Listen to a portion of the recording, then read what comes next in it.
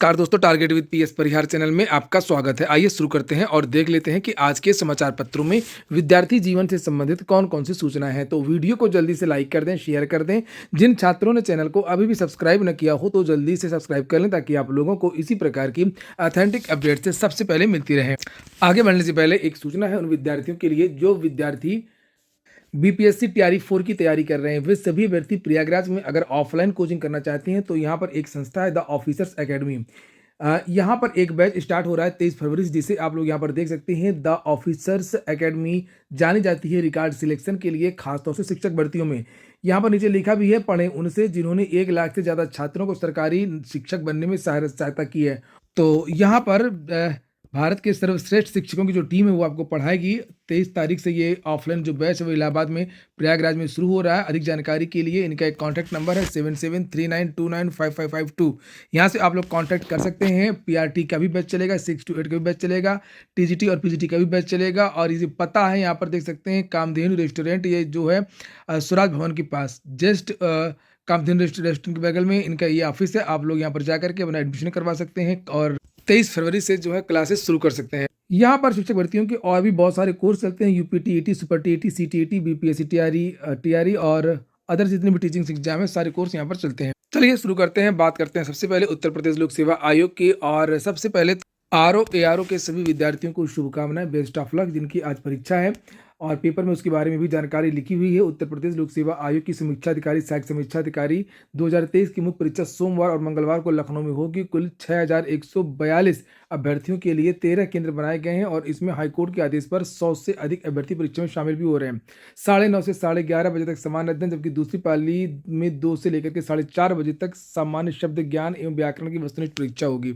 इसके बाद में हम लोग बात कर लेते हैं उत्तर प्रदेश लोक सेवा आयोग की। आज के समाचार पत्र में ये सूचना छपी हुई है कि आयोग के वर्ष 2027 के कैलेंडर में व्यवस्थित हो सकता है भर्तियों का कार्यक्रम। उत्तर प्रदेश लोक सेवा आयोग ने अभी हाल ही में एक परीक्षा कैलेंडर जारी किया है जिसमें परीक्षा को लेकर के 81 दिन निर्धारित किए गए हैं। लेकिन उस परीक्षा कैलेंडर की सबसे ज्यादा आलोचना हो रही है पीसीएस 2026 प्रीलिम्स एग्जाम डेट को लेकर के। आलोचनाएं तो और भी बहुत सारी हैं, जैसे उसमें पीसीएस के अलावा कोई एक भी नई भर्ती के बारे में जानकारी नहीं दी गई है। जिस तरीके से पूरे भारत के अन्य भर्ती बोर्ड जानकारियां देते हैं कि इस साल कौन कौन सी भर्तियां आएंगी, और यहाँ पर केवल पीसीएस के बारे में ही जानकारी दी है, यानी कि पीसीएस की एग्जाम डेट के बारे में जानकारी दी है। किसी के बारे में भी और जानकारी नहीं दी है कि पीसीएस जे, आरओ एआरओ, खंड शिक्षा अधिकारी और भी कौन कौन सी भर्तियां आएंगी।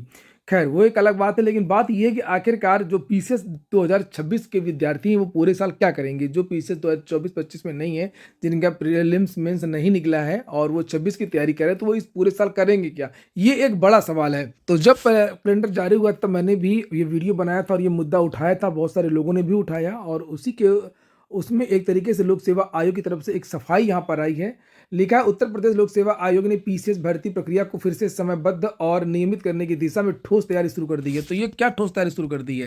ये ठोस तैयारी नहीं है। पीसीएस ये बर्बाद करके ये चेयरमैन जा रहे हैं इस परीक्षा को। भाई उनको तो जाना है इस साल, तो वो तो अपना सब करवा लेंगे। अब जो अगला चेयरमैन आएगा वो अपना झेलेगा। 2026 अगर प्रीलिम्स 6 दिसंबर के महीने में होगा, 6 दिसंबर को, तो आप लोग खुद सोच सकते हैं ये कहाँ चला जाएगा। और फिर अगला चेयरमैन आएगा तो वो उसको कंप्लीट करवाएगा। फिर पीछे 2027 का क्या होगा। तो ये सफाई दे रहे हैं, झूठी दलीलें, झूठी सफाई है। लेकिन पढ़ लीजिए आखिरकार क्या बहाना दिया गया है लोक सेवा आयोग की तरफ से। लिखा है, आयोग की ओर से जारी 81 दिनों के भर्ती कैलेंडर में इसको लेकर के तैयारी साफ दिख रही है कि पीसीएस 2026 की प्रारंभिक परीक्षा वर्ष दिसंबर की 6 तारीख को प्रस्तावित है। ऐसे में इस वर्ष भर्ती सत्र समान स्थिति में नहीं रहेगा। हालांकि आयोग का दूरगामी उद्देश्य यह है कि वर्ष 2027 से पीसीएस भर्ती सत्र पूरी तरीके से पटरी पर लौट आएगा और आयोग को लंबे इंतजार और अनिश्चितता से राहत मिल सके। पीसीएस 2024 की प्रारंभिक और मुख्य परीक्षाएं हो चुकी हैं और अभी तक इसके परिणाम का इंतजार किया जा रहा है। तो आप लोग यहाँ पर ये भी देख सकते हैं कि पीसीएस 2024 में के रिजल्ट में भी इन्होंने बहुत देरी कर दिया, हालांकि वो जारी होने वाला है। और लिखा, इसकी बड़ी वजह 2024 में आरओ एआरओ 2023 प्रारंभिक परीक्षा में गड़बड़ी के कारण आयोग की कई महत्वपूर्ण परीक्षाएं स्थगित करनी पड़ी। पीसीएस 2024 की प्रारंभिक परीक्षा भी इसी कारण टल गई थी, जिससे बाद में 22 दिसंबर 2024 को आयोजित किया गया। वनडे वन शिफ्ट वाला जो मामला नहीं है। बात यह है कि पीसीएसजे में जो कापियों की अदला-बदली हुई थी, उसके बाद से ये लोग जो है जो मूल्यांकन हो रहा है मेंस का, उसमें ध्यान दे रहे हैं उसकी प्रक्रिया में, जिसकी वजह से ये देरी हो रही है। तो बहुत सारी गड़बड़ियाँ हुई हैं, बाहर से भी और अंदर से भी। लिखा है कि PC RO ARO paper leak की वजह से स्थगित करनी पड़ी और 24 की प्रारंभिक परीक्षा भी इसी वजह से टल गई, जिसे बाद में 22 दिसंबर को आयोजित किया जा सका और जिसके बाद मुख्य परीक्षा तो हो गई, लेकिन परीक्षाओं का क्रम बिगड़ता चला गया। इसी तरीके से पीसीएस 2025 भी अपने तय समय से पीछे चल रही है और कैलेंडर में इसकी मुख्य परीक्षा 29 मार्च 2026 से प्रस्तावित है। आगे लिखा कि पीसीएस 2024 जहां लगभग 2 साल देरी से आगे बढ़ी, वहीं पीसीएस 2025 भी करीब 1 साल पीछे चल रही है। इस स्थिति ने हजारों अभ्यर्थियों की तैयारी और आयु सीमा और करियर पर असर डाला है। तो 81 दिनों में परीक्षाएं हो रही है बहुत सारी। केवल ये पीसीएस का जो एग्ज़ाम होता है वो केवल 1 दिन की परीक्षा होती है और इसमें आवेदन लगभग 5 लाख के आसपास विद्यार्थी करते हैं। हर बार यही रिकॉर्ड रहता है, 4.5 लाख से लेकर के 5.5 लाख तक और ढाई 3 लाख विद्यार्थी परीक्षा में बैठते हैं। तो उत्तर प्रदेश लोक सेवा आयोग अगर मई, जून, जुलाई, अगस्त कहीं पर भी 1 दिन का समय निकाल करके पीसीएस का एग्ज़ाम करा लेता तो उसमें क्या समस्या थी? आखिरकार इतनी चिढ़ क्यों हो गई इन विद्यार्थियों से? क्या आंदोलन इन विद्यार्थियों ने किया था वन डे वन शिफ्ट को लेकर के, पेपर लीक को लेकर के, आरओ-एआरओ का? क्या ये गुस्सा निकाली जा रही है आयोग के द्वारा कि तुमने हमको परेशान किया था, हम तुमको परेशान करेंगे? और ये ऊल-जलूल ये पेपर ने भी गलत गलत तरीके से हेडलाइन लिखा हुआ है कि पटरी पर लाने की तैयारी में आयोग, पटरी पर उतारने की तैयारी में है आयोग और उसने उतार दिया पूरे सत्र को भी, ये पता नहीं कब तक सुधरेगा। और यहाँ पर आगे लिखा हुआ है कि पीसीएस 2026 और आगे की रूपरेखा। आप लोगों ने वीडियो को लाइक नहीं किया होगा, बहुत सारे विद्यार्थी भूल जाते हैं। आप लोग वीडियो को लाइक जरूर कर दिया करें और सारे के सारे जो छात्र हैं वो चैनल को सब्सक्राइब भी कर लिया करें। लिखा है आयोग ने पीसीएस 2026 की प्रारंभिक परीक्षा 6 दिसंबर 2026 को कराने का निर्णय लिया है और यही सब बातें यहाँ पर लिखी हैं। लिखा है कि पीसीएस 2026 का अंतिम परिणाम जाहिर तौर पर 2027 के आखिरी दिनों में आएगा और ऐसे में आयोग के सामने 2027 से भर्ती कैलेंडर को पटरी पर लाना सबसे बड़ी चुनौतियों में से होगा। हालांकि आयोग ने इससे पहले पीसीएस 2023 में सत्र सुधार करके मिसाल पेश की थी और जब उसी वर्ष परीक्षा करा करके परिणाम भी घोषित कर दिया था, लेकिन 2024 में घटनाक्रम ऐसा रहा कि पूरी परीक्षा व्यवस्था फिर से बिगड़ गई और पीसीएस भर्ती में तय समय से काफ़ी पीछे चली गई। अब आयोग का पूरा फोकस पीसीएस 2027 पर है। योजना ये बनाई जा रही है कि पीसीएस 27 की भर्ती प्रक्रिया विज्ञापन परीक्षा, मुख्य परीक्षा एक ही दिन में की, लेकिन ऐसा नहीं है। ऐसा लगता है कि जो बड़ी भर्तियां हैं, खासतौर से शिक्षक भर्तियां, उनको जल्दी कंप्लीट करने की योजना है। जो मैंने बताया, सरकार उन पदों पर ध्यान दे रही है जहां पर संख्या ज़्यादा है जिन भर्तियों में। बजट को लेकर के भी कुछ कुछ चीज़ें दी हैं, जैसे इस जो कल घोषणा हुई है, इसको लेकर के बहुत आलोचना हो रही है। सोशल मीडिया में लोग पोस्ट वायरल कर रहे हैं कि सरकार अब रील्स बनाना सिखाएगी। देखिए, रील्स बनाना जो सरकार सिखा रही है, ये एक बेहतर कदम है। मैं जो बात सही होती है वो सही कहता हूँ, जो गलत होती है वो गलत कहता हूँ।